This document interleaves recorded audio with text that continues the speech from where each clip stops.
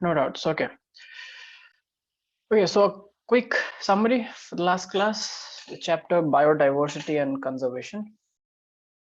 Who would like to give a quick summary?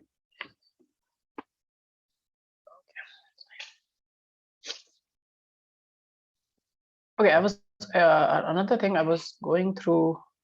I was checking your papers for the first and the second mock test that you have given for biology in Learnivio, and I figured out that either you have not started preparing well, like many of you. Some of you have done really well, given that the questions were not that difficult. It was very easy. Like with every going mock, the difficulty level will be slightly increasing. So first and second mock, I was expecting some better. Like it was good, but even more like better. So I have tried to be very lenient with marking this time. But if you have any doubts, I see that there were many gaps in most of your answers, all of you. But still, I was able to understand that what you're trying to tell and what you're trying to write here. But sometimes, as I told you in boards, when you will be writing the answers, being too much concise or elaborating too much to excess or too little words will get you lose marks. Okay, will lead you to lose marks. So some of you have not summarized or not put the context what the question is trying to ask. Okay, and almost like most of you are very bad with diagram questions, so you have to do a little better with diagram questions. Do you agree with me, people? Yes. A very minor fraction has attempted the diagram questions, and even among that, even a very minor fraction has done a good job of explaining through diagrams. So let me tell you, diagrammatic questions are the easiest type of questions where you can get like full marks. Okay, so if you just make the diagram neat and clean the way it is in NCERT, and you remember the label, like you just know what you are labeling.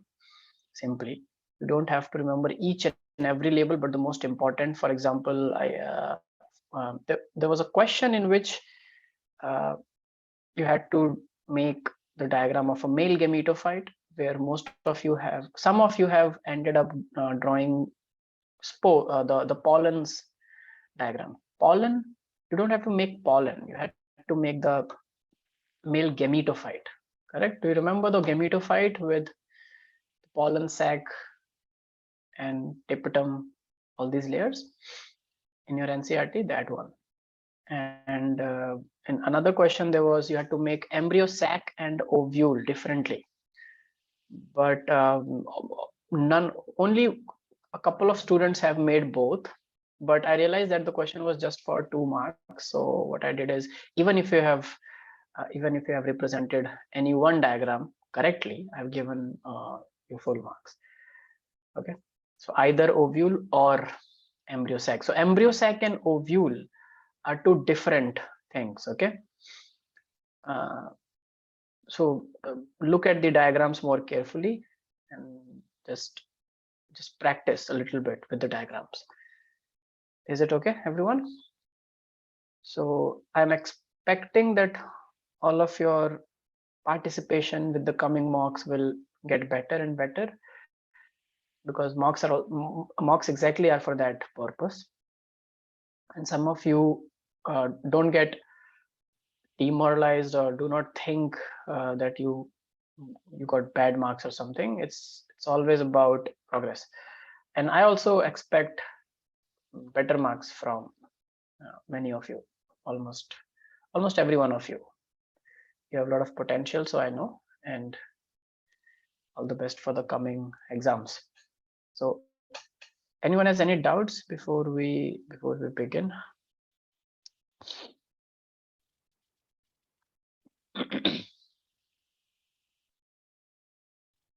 Yes, no?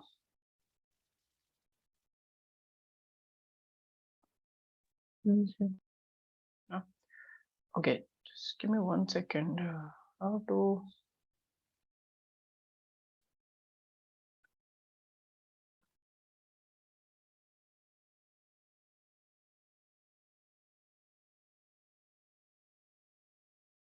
Okay, anyways.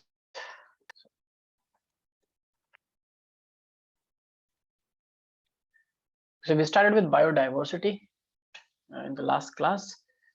So those who were present in the last class, let me think, see if Donna, would you like to give a quick summary of the last class? So I wasn't present in the last class. You were not there? No, sir. Okay, Rifat, what about you? You give a quick summary. Sir, I really have bad sore throat. Okay, I'm repeat so sorry. Yeah, okay, cool. I'm so sorry. Take care. Get well soon. It's the weather. I can understand. Take care of yourself, people. The weather is very weird these days. So, Hanifa, are you there? A quick summary. I'm searching for Yes, sir. someone. Yeah, great. Thank you so much. Okay, let's start.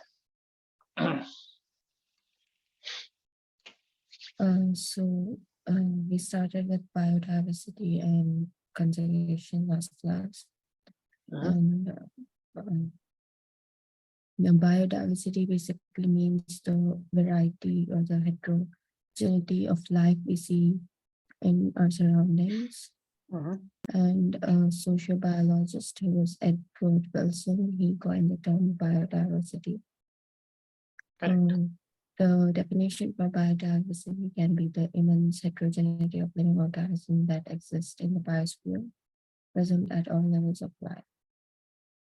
And that we have genetic diversity, where there's like a diversity in all the genes. We are made up of, we have differences due to the genes inside us, so that there's a diversity existing in our genetic areas. Correct.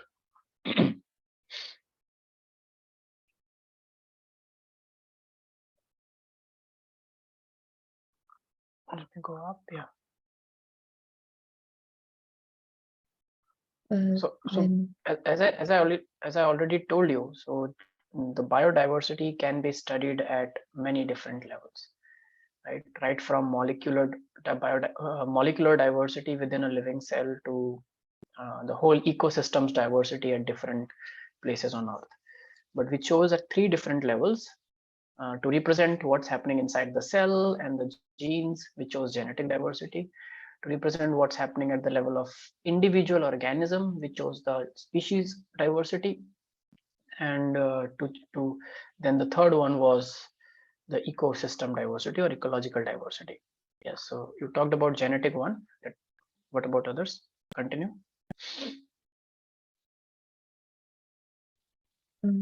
Then we have species diversity.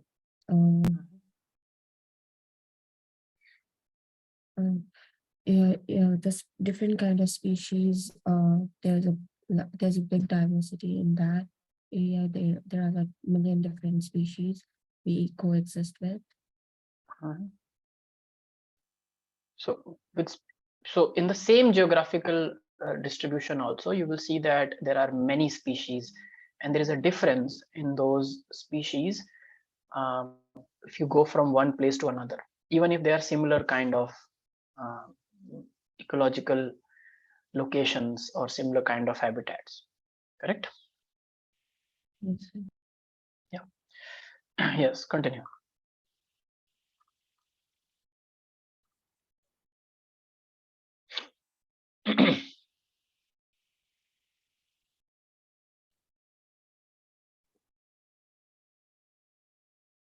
Then we went on to ecological diversity. Remember?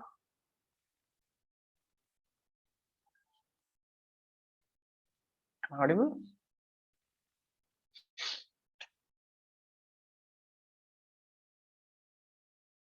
Am I audible, people? Yes. Anifa, if you're speaking, you're mute. Are you there? Oh, sorry, I didn't hear. Okay. Yeah. Then we move to ecological diversity. We have a great variety of diversity at the ecosystem level. Like there, for examples, there are forests, there are grasslands, there are deserts, and there are oceans and lakes and everything.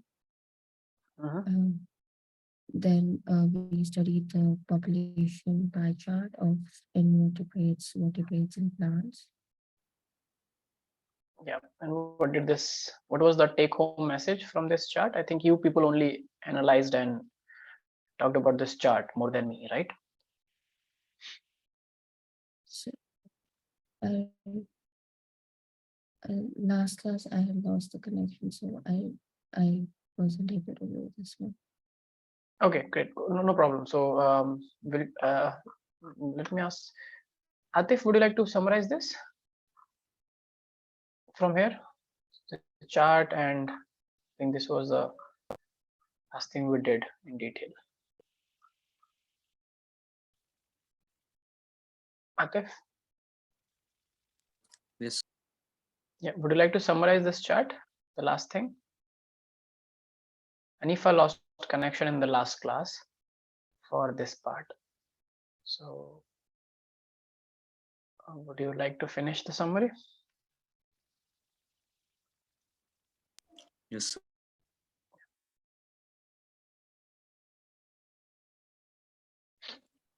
Yeah, so we analyzed the 3 pie charts about the global diversity in the world. First, we looked at the invertebrates. We saw that insects take up about 75 to 80% of the total groups of invertebrates, and then other groups such as crustaceans and mollusks also take up about half the crustacean mollusks take about half the groups which are not insects, and then the remaining is occupied by other animal groups. Then in vertebrates, we see that fishes occupy about 50% of the vertebrates. This could be due to how oceans cover more surface area than the land. So maybe this is why fishes are more than the other species. Correct. Yes. Then we also saw that birds and reptiles take up about I believe about 30 to 35% of the vertebrates, and the remaining is taken up by mammals and amphibians. Yeah, then correct. the plants, the majority is taken up by fungi and angiosperms. And since the majority is taken up by fungi, we can conclude from this about, since fungi decomposers, we can conclude that they take up the majority due to the importance of decomposition in the ecosystem. Correct. Yes. Then the remaining groups are taken up by mosses, ferns, lichens, algae, and so on. Yeah. Great. Thank you so much, Atif, for the summary.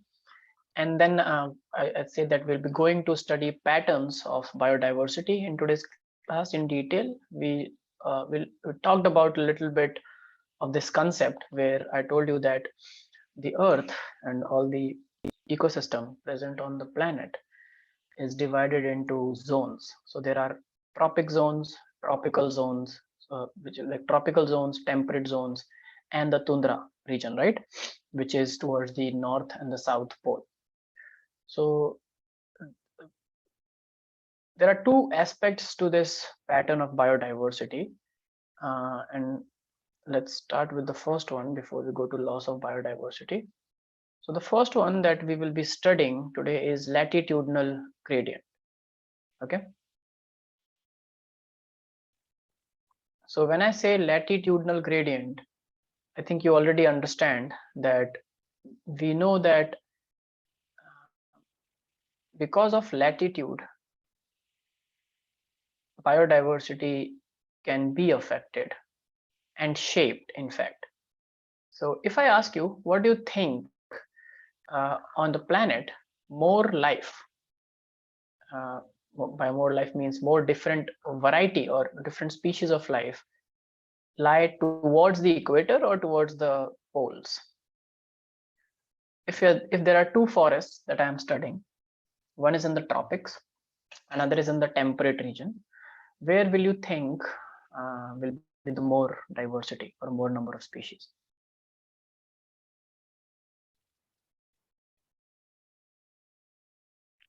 Temperate region? No, it will be in the tropic region. Okay, and this is observed. Okay, so first of all, we know that tropic comes up and down, like around the equator is the tropics, right? Tropical region, Tropic of Cancer and Tropic of Capricorn, between those two lines is your tropic region. So the tropic region has more biodiversity,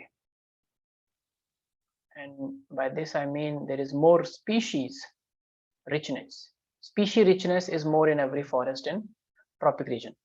Now, what is so special about this tropic region that leads to higher biodiversity than the temperate region? So scientists tried to figure out what could be the reason in evolution that on Earth more species are living in the tropic and not living in the temperate or tundra.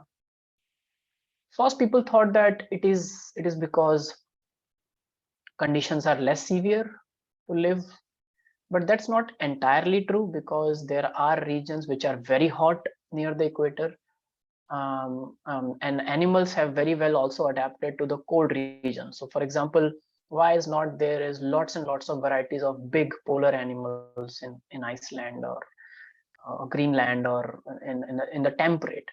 Why more of organisms try to live in tropics? So anything that you can come up with, so you can just read NCERT and you will know that you will find that there are more amphibians, reptiles, mammals, birds in the tropics than there are in the temperate and then in the tundra. So tundra is understandable, it's frozen most of the time. So one direct thing that could affect is availability of resources and food and to be able to maintain their energy. But why tropic has more life forms, more living diversity? Any idea? What is so special about tropics? So this is a question that has come in boards also. So write down this question. Why tropical forests, or why tropical ecosystem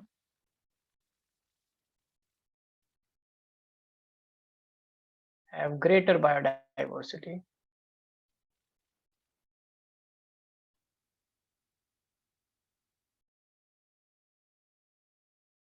as compared to the temperate?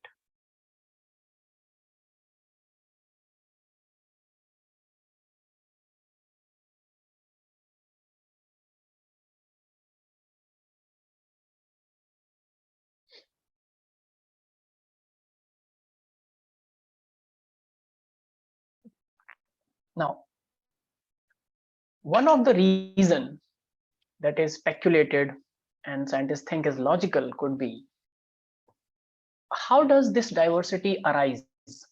How are many different species come up? How does speciation happen? Does it happen overnight? So No, is it no. because Yeah.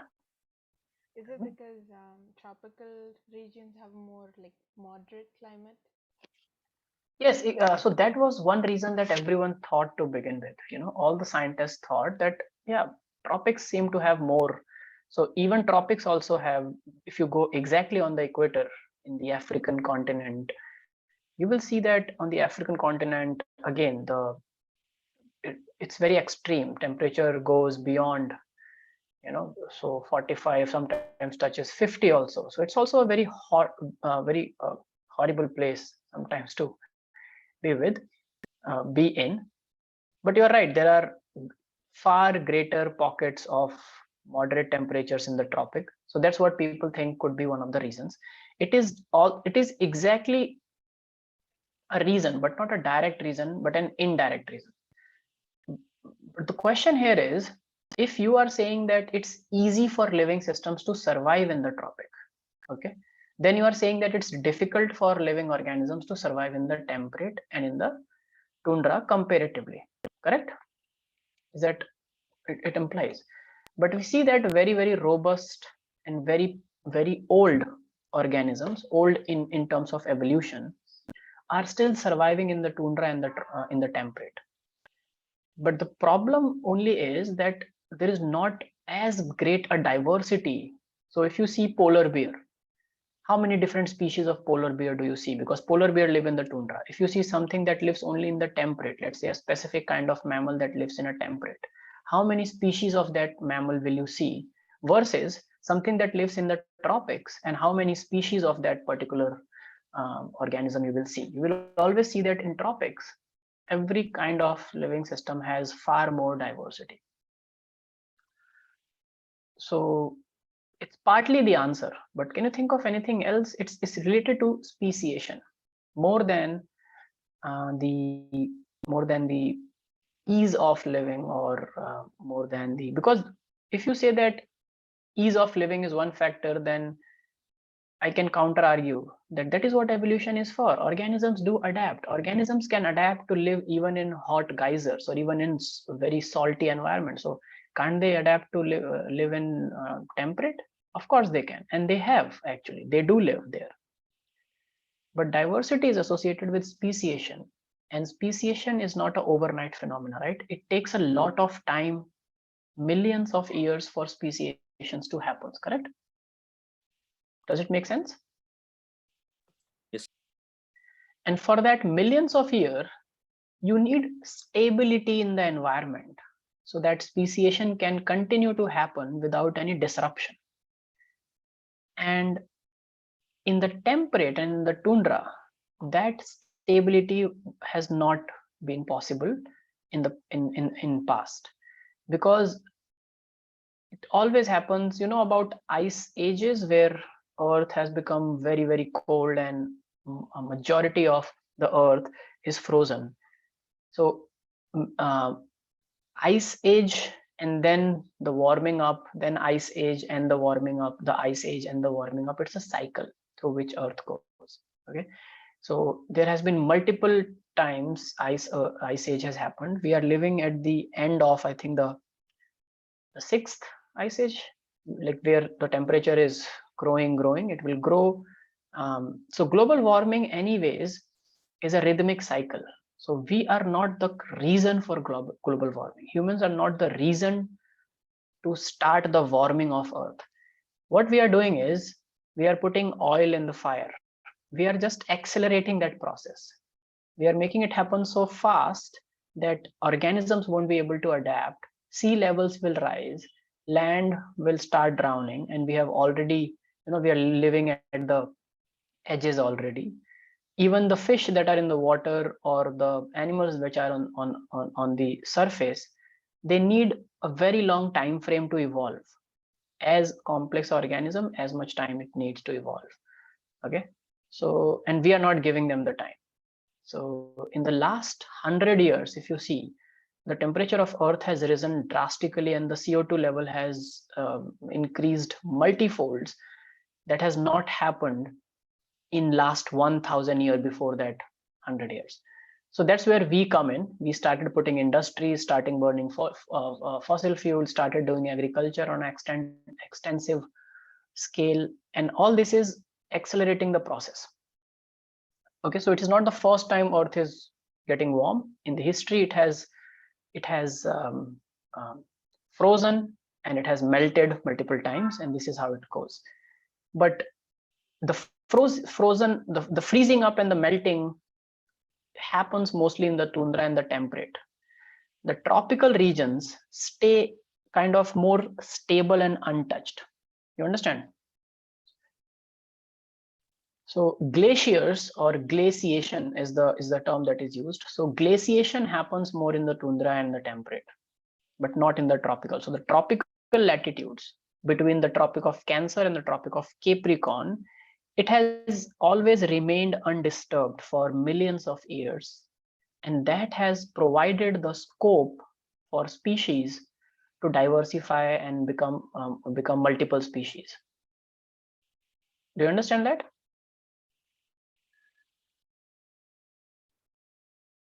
Is that point clear? Yeah. So you can write down. Write down some points. Write down speciation leads to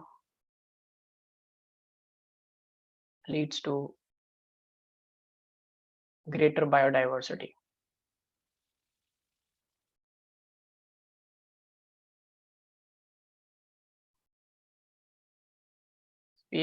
Speciation leads to greater biodiversity, and speciation is a function of time. It takes a lot of time. So anything that depends on time is called a function of time, right? In physics, in science in general.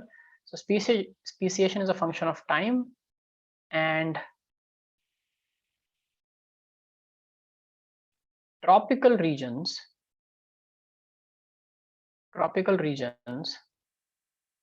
have remained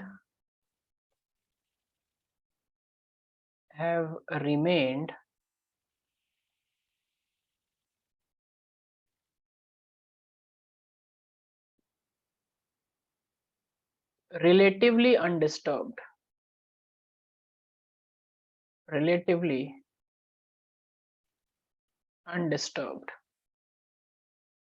Okay, for millions of years.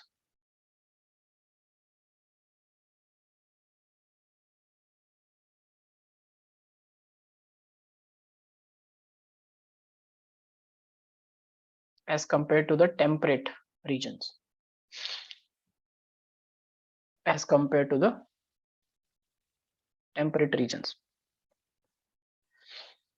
And this has allowed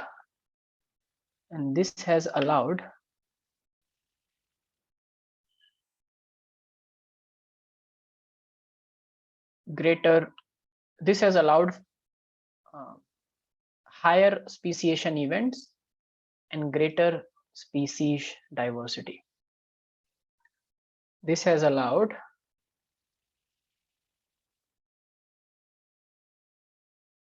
higher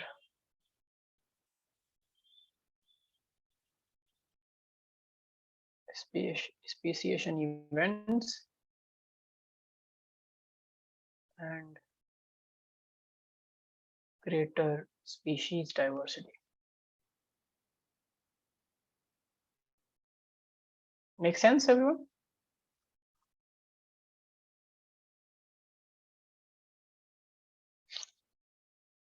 Yes, sir.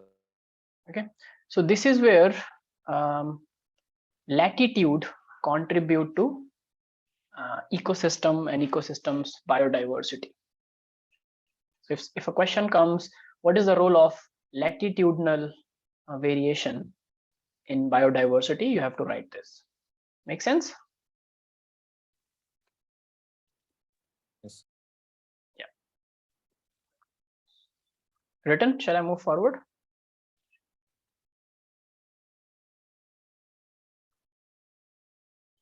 Yes, sir. Okay, another thing that has led to biodiversity, affected biodiversity, is species area relationship. Species area relationship.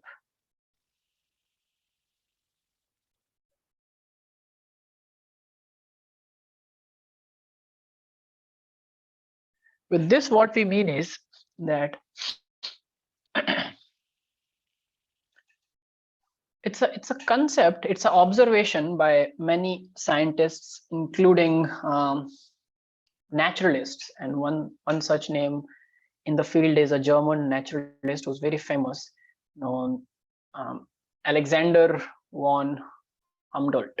So Alexander, what he observed is that in any given region which you are studying, the species richness increases with increasing explored area. So he means to say that if you say that in this forest there are X number of species, so if you just include the nearby forest, you will find X plus Y number of species. And if you just include another patch of land, you will find X plus Y plus Z number of species. So it is always the more area you explore, the more different species you will find. It is not like the more area you explore, you will only find more individuals of the same species. You will also find more species. Is it clear? Yeah. Yes. But it cannot keep on happening, because ultimately for every species also there will be multiple organisms, right? There will be more individuals, population of a species. So there has to be a balance, there has to be a limit to say that if I keep on increasing the area, I will keep on finding more and more species, but up to this limit. Beyond this limit, for any given area, it's unlikely that you will find more than that species. Okay, so this is a predictable thing. So first write down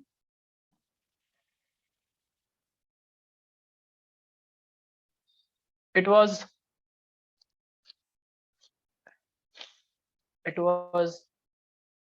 hypothesized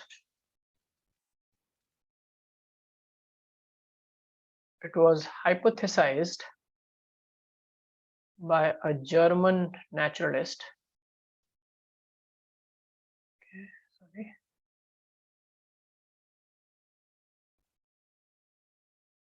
It was hypothesized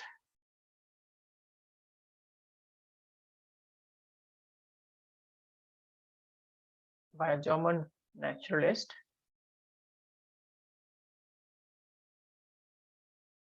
Alexander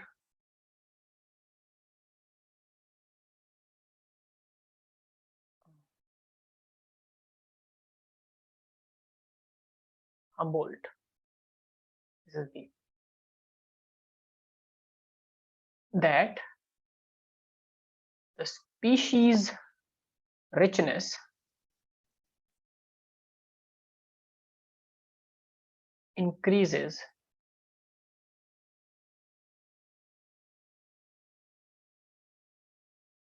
with increased area of exploration.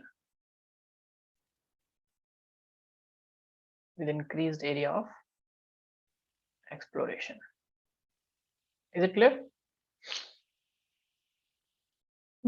But only up to a limit. Only up to a limit.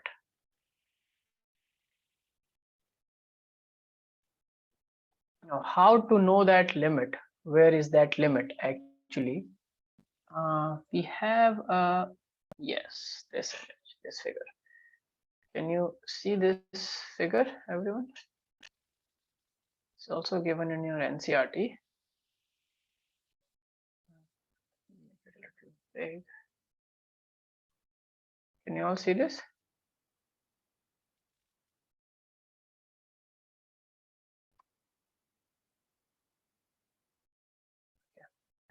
Go a little down.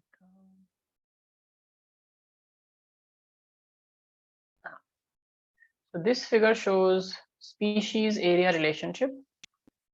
Okay.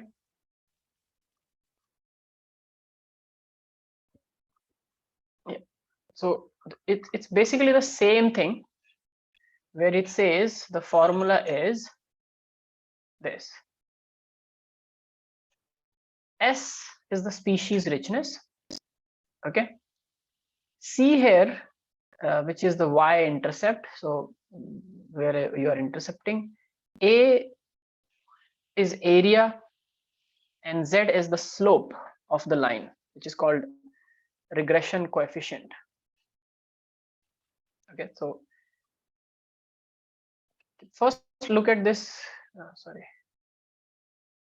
First look at this graph. Have you read similar kind of graph? Not exactly the same, but a graph that, can you see that as you when you keep increasing the area, the species richness also increases, right? On this blue line, as I go up here, can you see my dots which I'm making? I'm making on blue. That's why maybe let me take something like yellow. Yeah.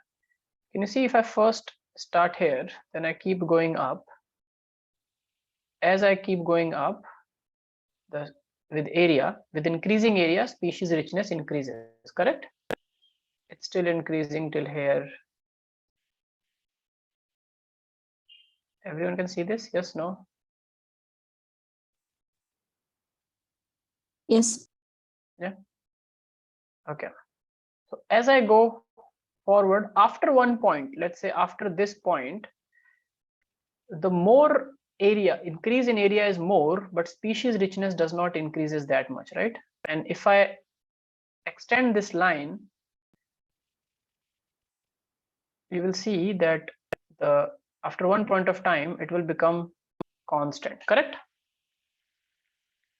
Which simply means that whatsoever area you increase, you will not see a change in the species richness. It won't be there. Make sense, people?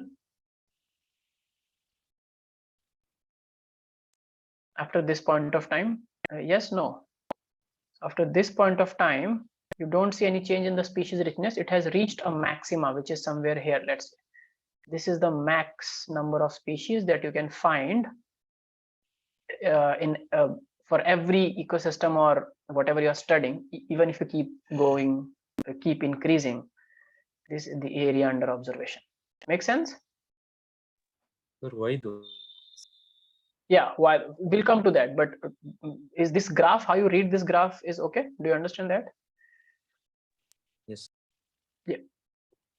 Now, the same graph where, let me first write this for you. So the equation is this is the equation.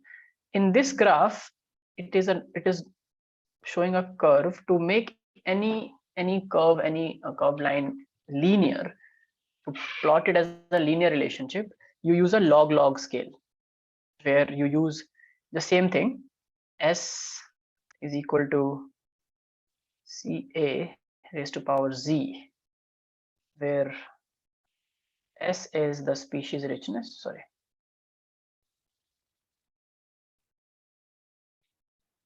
where S is the species richness, C is your y-intercept,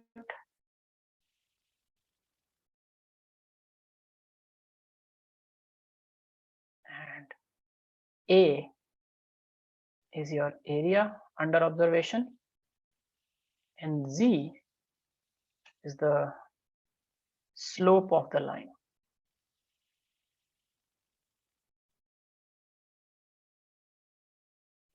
Now you see here that the slope is changing. Here the slope is very steep. It is becoming less steeper. Here it's very steep, it's becoming less steeper, and here it's just flat line. Now there are many factors here, many changes here.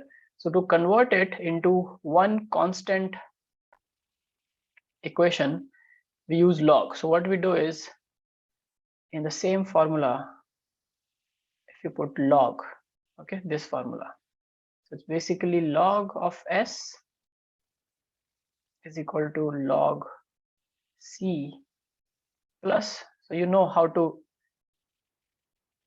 anything raised to power, if A is raised to power Z, when you convert it into log, it will be log of Z, sorry, not log, Z, it comes down into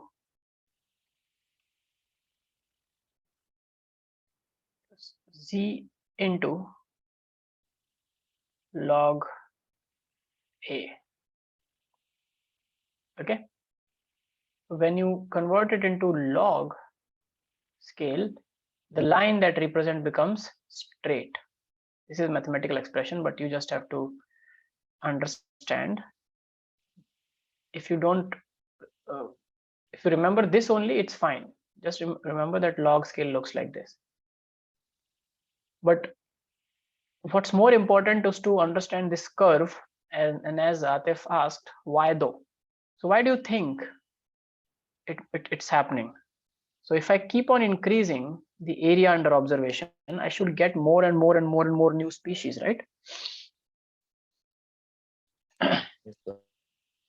But doesn't happen, and it makes sense also, because if the species number keep on increasing, then it is clear that in every species the number of individuals, which means the population of every species, will be very small, correct?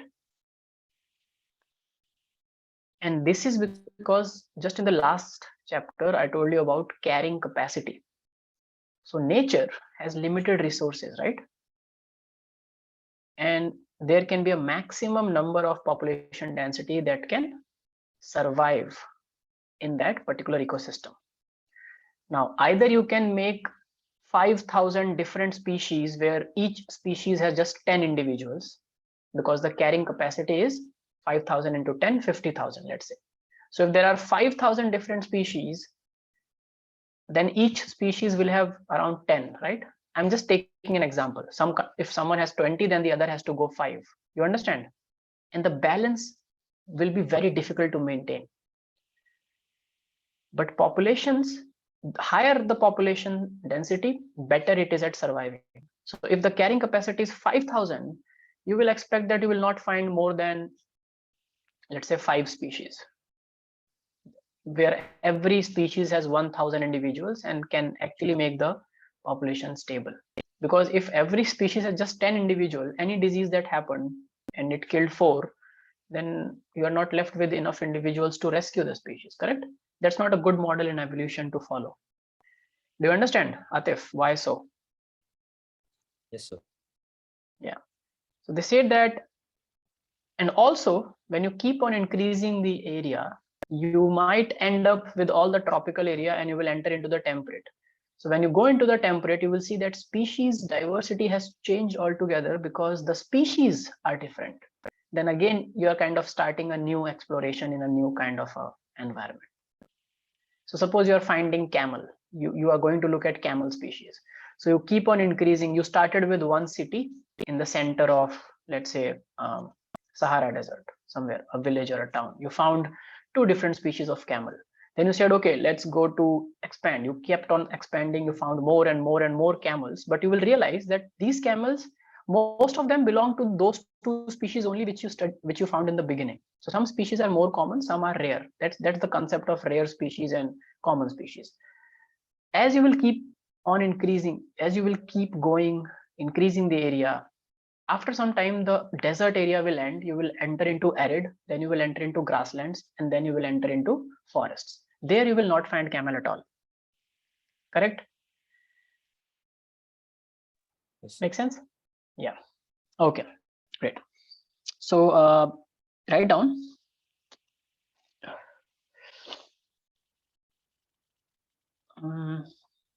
the z value. So the scientists have discovered, you can write down about this equation. The z value is very important. What is z? Slope of the line. And slope of the line, what does it tell us? It's called regression coefficient. Write down z, which is slope of the line, is also known as regression coefficient.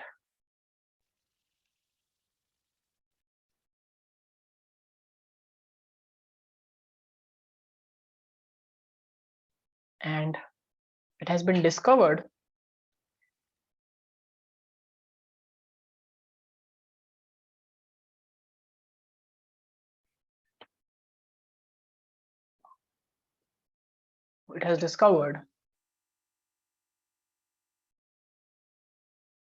that this z value of z value of Z always lies between 0.1 to 0.2. Okay, most of the time, regardless of the fact what you are studying, which species, which kind of organism, in which area, it always stays between 0.1 and 0.2.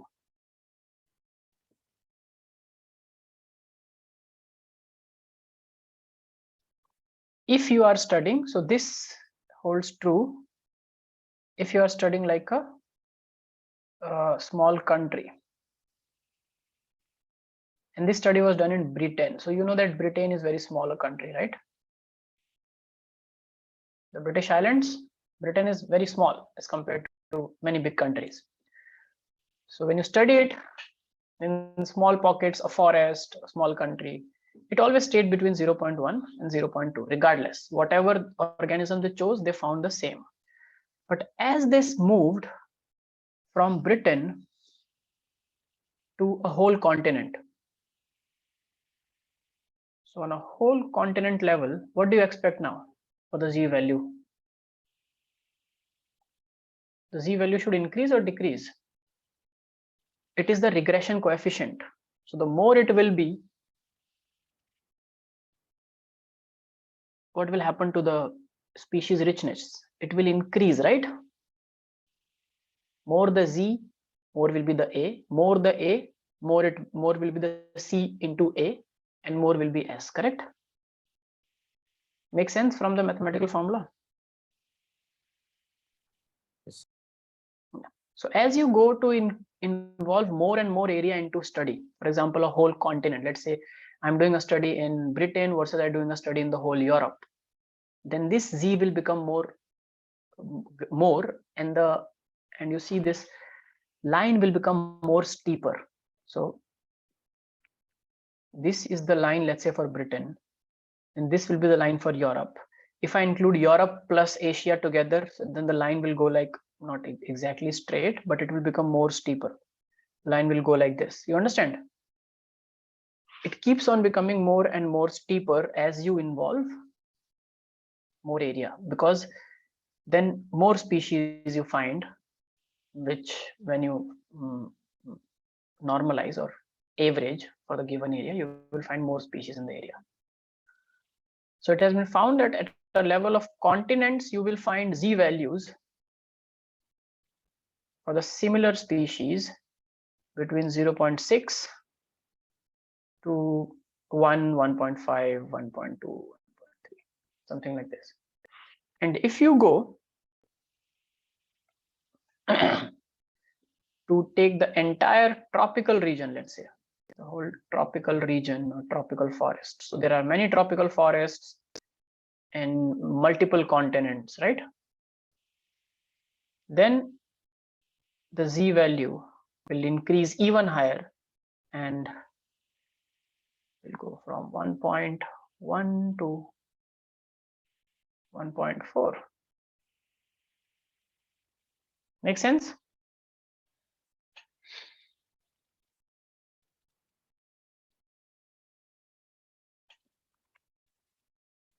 Everyone, is that clear? Is this graph clear? Please write these things down and let me know when you're done. Look at the line, look at the graph, the formula, both the lines, the log line and the normal the normal curve. Look at both. Let me know if you have any doubt. This is the most important concept of this chapter. Rest, everything is more of like theory which you have to know and understand. Okay. So look at it for a minute and I'll be just back in a minute. Okay. Am I audible? Yes.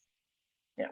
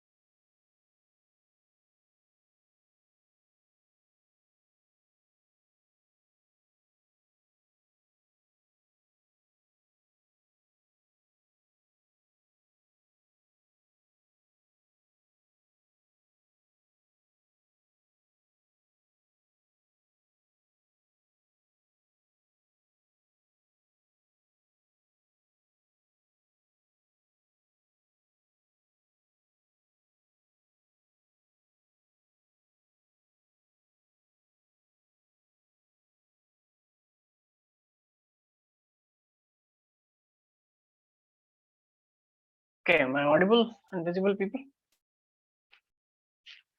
Yes. Okay, anything? Any doubts in this concept?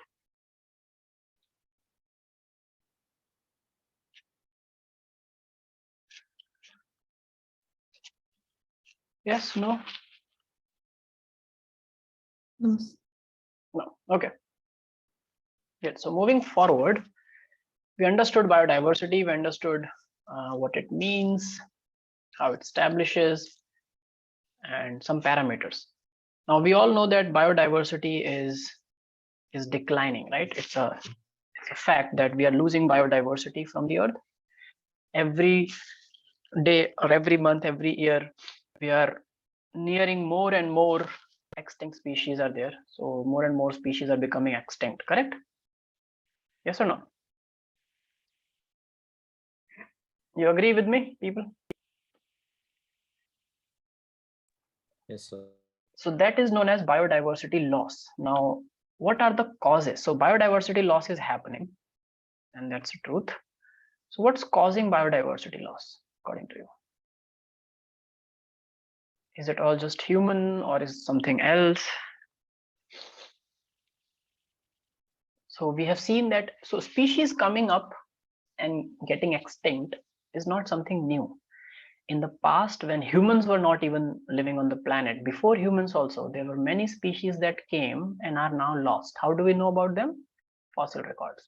We know that there were different kinds of horses, elephants, mastodons, saber tooth, which are no longer there. And all these were before humans, most of them. So it's not like humans have killed all of them. But what is happening now is, again, we are accelerating this extinction events because we are kind of invading their habitats more and more, and that is one reason that more species are getting extinct by each passing day. So let's try to reflect on some causes. So this question comes multiple times because this is kind of a question that normally they would like to ask you. What are the causes of biodiversity loss?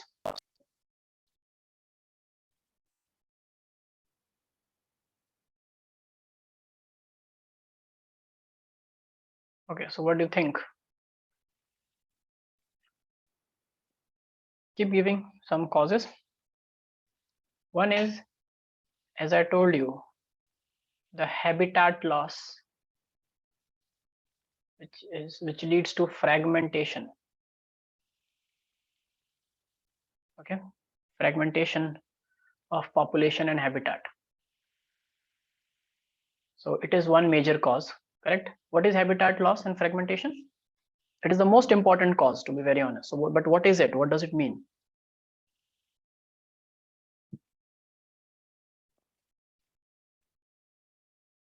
It means there's when organisms will have less and less regions to live in, they cannot produce more and more offsprings and cannot proliferate as a population, correct? So if you see rainforests, you can write down certain points in this habitat loss. The effective area of forests is declining because of human expansion and over exploitation.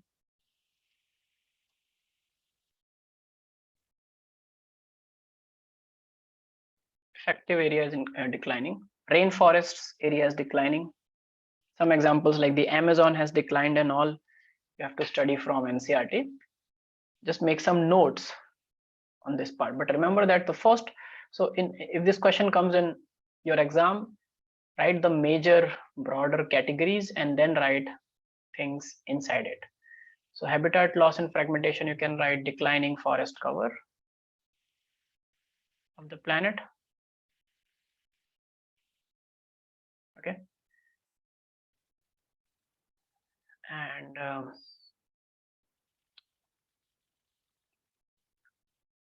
more species competing for same resource, competing over similar resources, because we are making the forest shrink, so more species will now interact with each other, and some species will win, some will lose. So of course species loss will happen. Second example is overexploitation. Second reason is overexploitation by humans. Overexploitation of resources.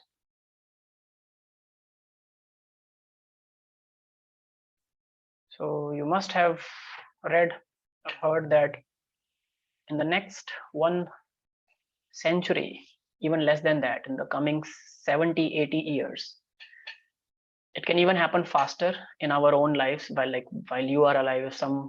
If some of you have really blessed and a long life, then you might see it happening in front of your eyes, that either we all have to switch from completely from fossil fuels to some alternate sources like electricity and solar, or nuclear, hydrogen, because we are losing fossil fuels very fast.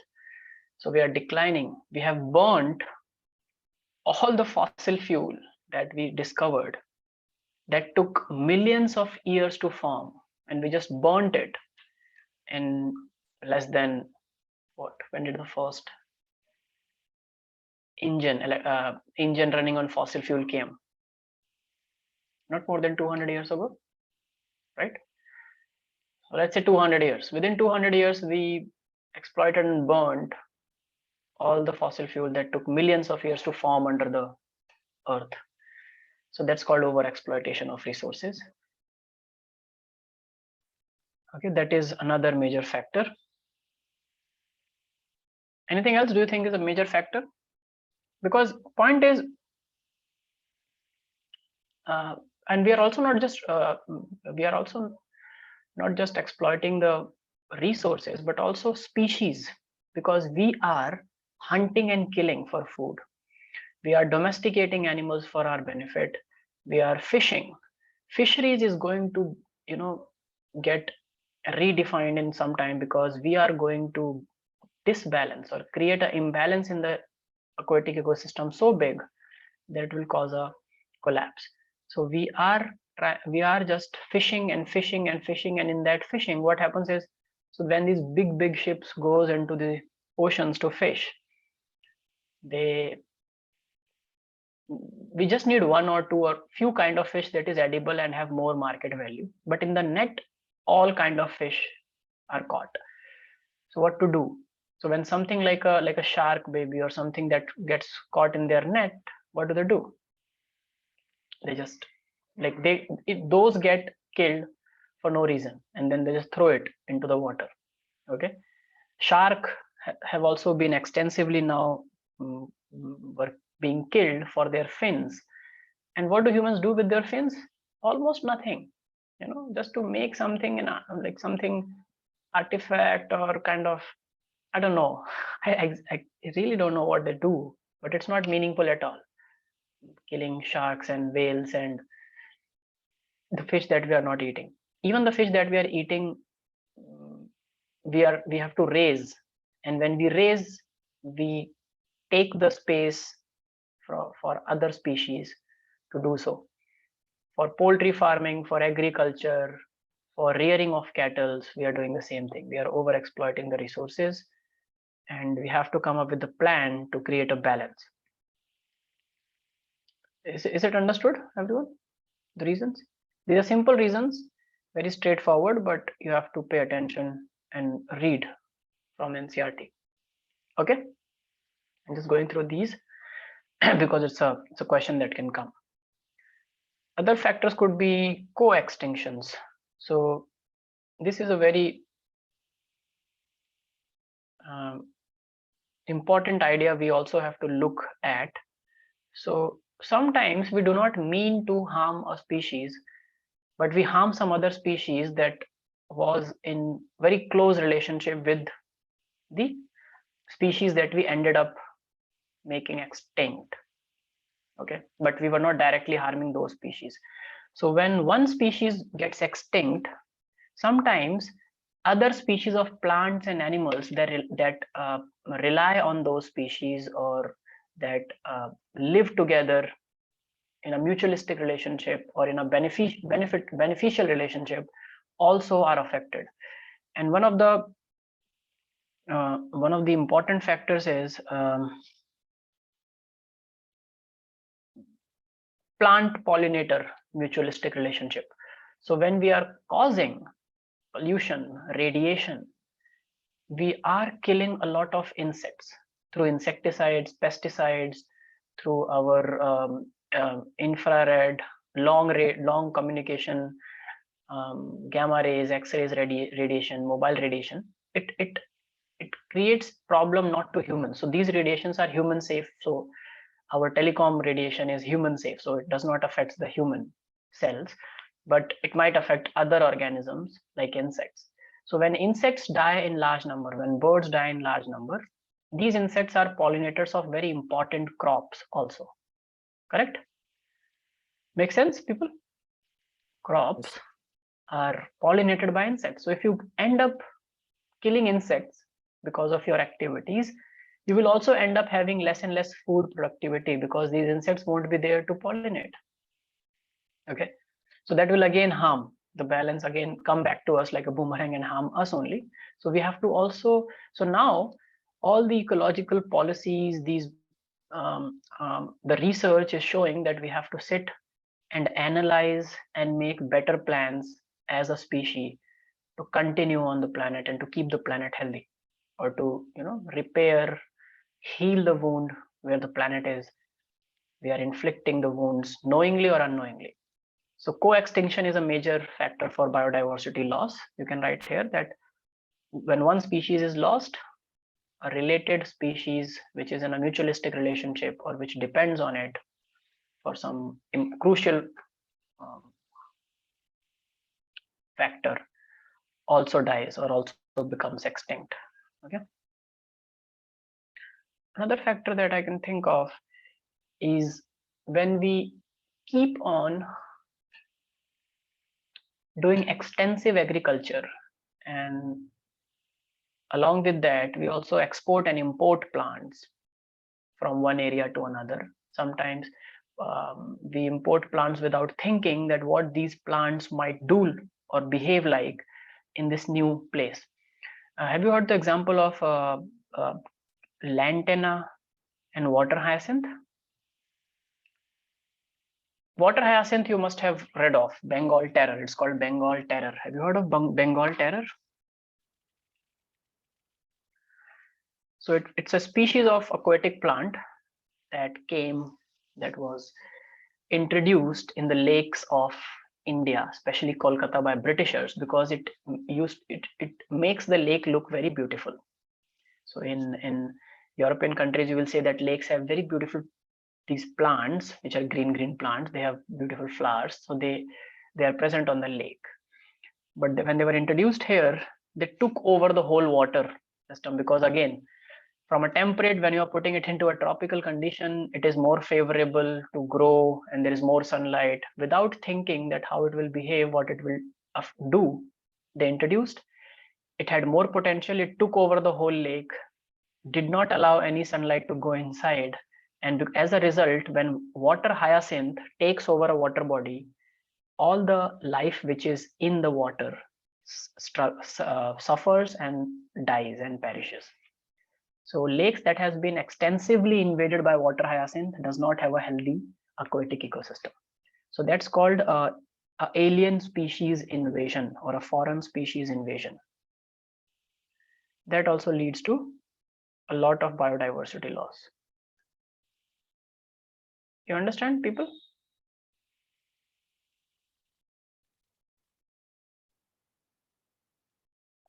In case of plants, there are two examples, lantana and water hyacinth. And recently, I think there was also an example of in India, illegally, some people started breeding African catfish. Okay, because the African catfish are delicacy and people like to have it, but point is it's exported, so it's not found in India. But people started illegally bringing African catfish through shipping vessels and introduced them in the rivers of India. and they created a havoc because again, you don't know, right, what these species are going to interact and who. So we already had an aquatic ecosystem in the rivers where there were many fish living in different trophic levels. African catfish just messed it all up. Okay, and yes, so that's what happens. So every time when you reintroduce or you introduce any species anywhere, you have to do an extensive research and understand what the ecosystem is like and how including this one particular organism will affect the ecosystem. It's a very delicate balance. It affects a lot of things. Okay, lantana is one plant lantana is a plant that grows like a bush, but if you just grow it in a forest in India, it's not from our country. What it does, it takes over all the plantations. It grows so rapidly and so fast that it will take all the resources, sunlight, will keep on growing and will not allow any other plant in its vicinity to grow. Okay, so that's not a good thing, right? And lantanas can grow very, very big, like very bushy, such big and thick that even if on the other side you have a very big organism, lantana bush can even hide an elephant behind itself. It's so thick and so invasive. So alien species invasion, co-extinctions, over-exploitation of resources by human, and habitat loss and fragmentation, they all lead to biodiversity loss. Is that clear?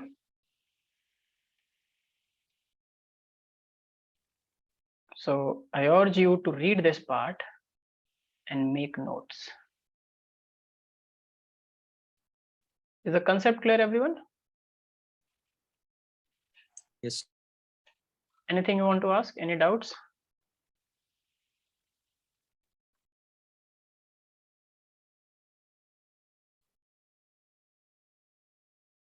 Any doubts with this? No, sir. Okay, I think it's not.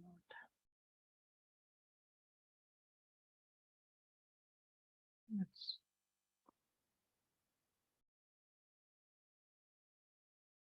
screen for me has stuck. Has it also stuck for you?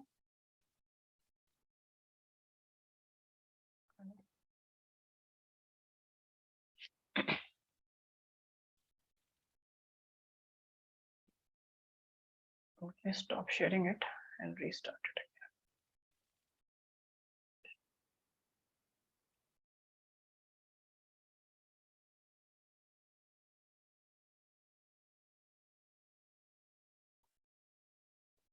Okay, now the next thing that we have to study.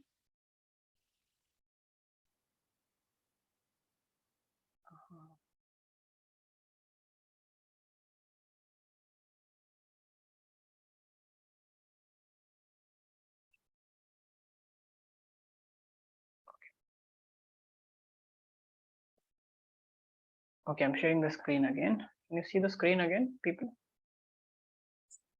Yes. Yeah. So now we know that how biodiversity is lost. The last part of this chapter is how will you conserve biodiversity. Again, let's quickly just discuss certain things about this. How would you conserve biodiversity? Any idea?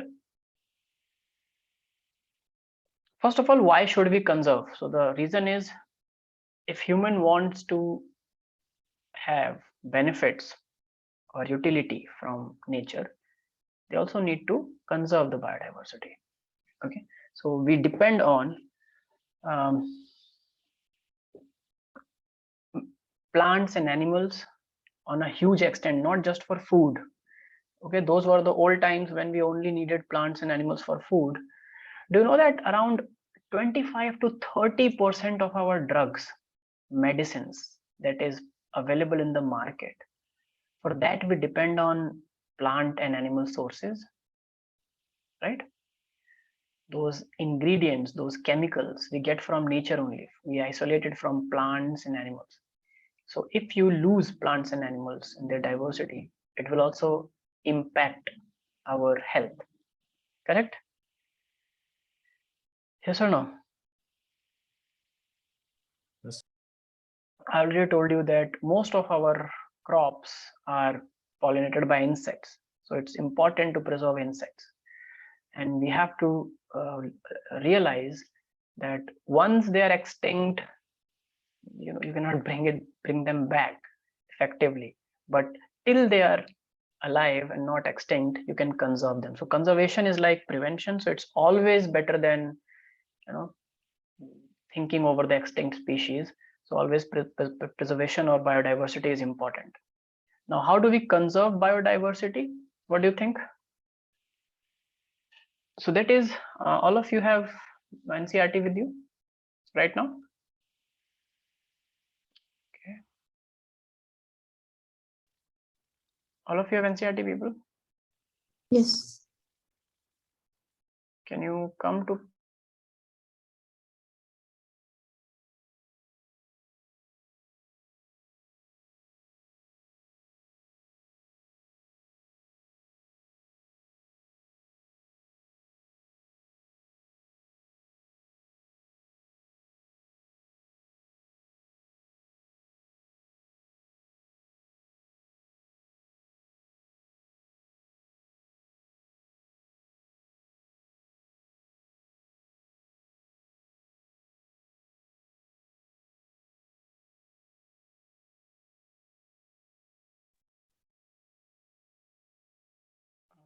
am I audible, people? Yes. Yeah, I don't know why I lost the connection for a while, but I did. It seems like I did. Okay. Can you still see the screen that I'm sharing?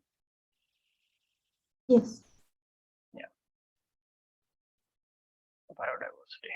So did you find this section in your NCERT?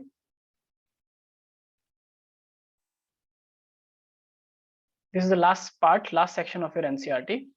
It talks about two types of conservation mechanisms.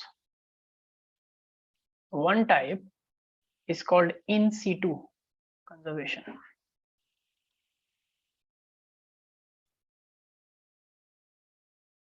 Can you see that? Can you see these headings? Yes. And the other type is ex situ conservation.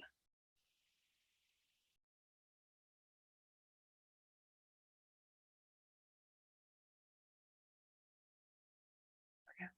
Now if you pay attention to in situ conservation, so in situ conservation simply means like you try to conserve the biodiversity right where it is, right where the biodiversity is, right where the forest. So in situ means you cannot, for example, in a forest there are tigers, but those forests are shrinking because humans are cutting down forests. Now to conserve tiger population, there are two ways. Either you stop cutting forests, expand it back, and let the tiger species grow, or you take out tigers from the forests and increase their population somewhere else and reintroduce them somewhere, or like this is also done to increase tiger population in care, in protection. It's not like in man-made zoos or something, but that's called off-site. So the ex situ conservation is also known as off-site conservation, and this is called on-site conservation.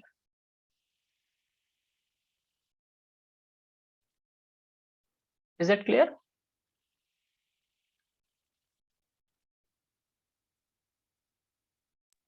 Yes. People, so just read about this, read this page, read about these two things. They're simple concepts.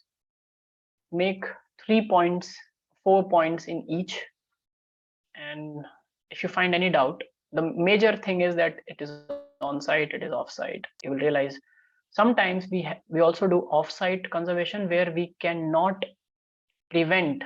For example, there is a major city that needs to be expanded, so humans have cut down forests to expand cities. Okay, but whatever need to conserved, they have taken it out and conserved it somewhere else. That's called off-site conservation.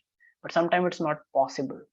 For example, if a river is drying up and the species which are dependent on that river are dying, you cannot do off-site conservation for that. You have to conserve the river and the ecosystem there only, right? The species there only. So whatever your project is, so it's like maintaining a balance between development and conservation. Humans want to develop, they want to transform places for their benefit, for their ease, but every time it's not possible. So it's a constant fight between development and conservation. And where we do in situ and where we do ex situ, just read this one paragraph, okay?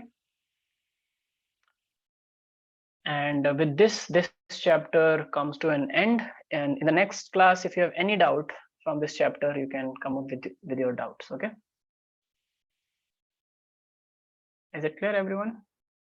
Anything you want to ask right now?